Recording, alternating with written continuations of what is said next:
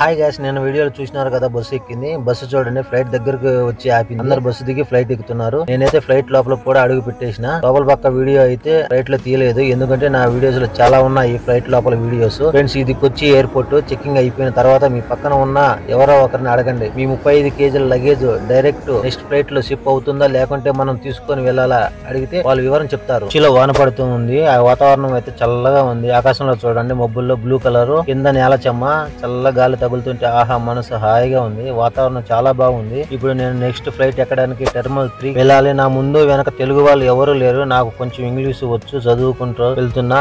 Doubt వస్తే ఎవరినైనా అడుగుతున్నాను. అందుకనే చదువు ప్రతి ఒక్కరికి ఉండాలి. తెలుగు వచ్చినా ఇంగ్లీష్ ఎట్లా గట్లు నేర్చుకోవచ్చు. నేను కూడా 30 రోజులు ఇంగ్లీష్ బుక్ చూసి నేర్చుకున్నాను ఇంగ్లీష్. ఇక్కడ RS హోటల్ ఉంది చూడండి. లోపల వెజ్ మాత్రమే అమ్ముతారు. దోశ, వడ, భోజనం అవన్నీ అమ్ముతారు. నాకైతే చిట్టి ముత్యాల బిర్యానీ తినాలని ఉంది. నెక్స్ట్ వీడియో పెడతాను చూడండి. ఈ వీడియో